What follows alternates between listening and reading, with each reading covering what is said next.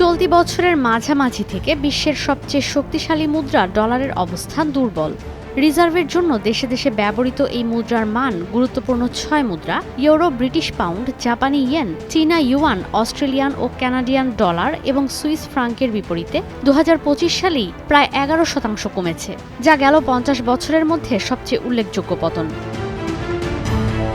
কারণ হিসেবে বলা হচ্ছে ইউরোপের কেন্দ্রীয় ব্যাংক ইসিবি, জাপানের কেন্দ্রীয় ব্যাংক বিওজে, চীনের কেন্দ্রীয় bank People's Bank of China সুদের হার কমালেও যুক্তরাষ্ট্রের কেন্দ্রীয় ব্যাংক এখনও খুব একটা কমায়নি। অনুষঙ্গ হিসেবে কাজ করছে শুল্কযুদ্ধ, ঋণ, বাণিজ্য ঘাটতি, নীতি নির্ধারণে অনিশ্চয়তা ও বিশ্বে মুদ্রার প্রবাহ পরিস্থিতি।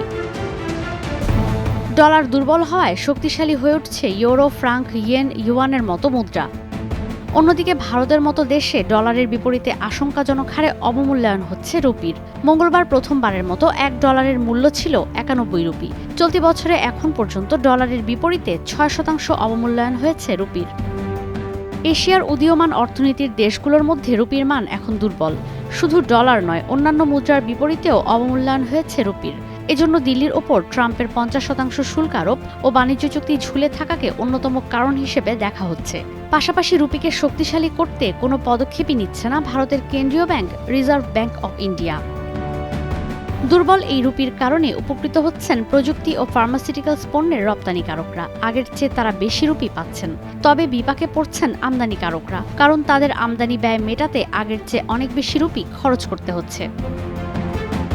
এদিকে ডলারের বিপরীতে অবমূল্যায়ন হয়েছে বাংলাদেশি টাকারও। তবে বড় ধরনের অবমূল্যায়ন ঠেকাতে বাজার থেকে নিয়মিত ডলার কিনছে বাংলাদেশ ব্যাংক।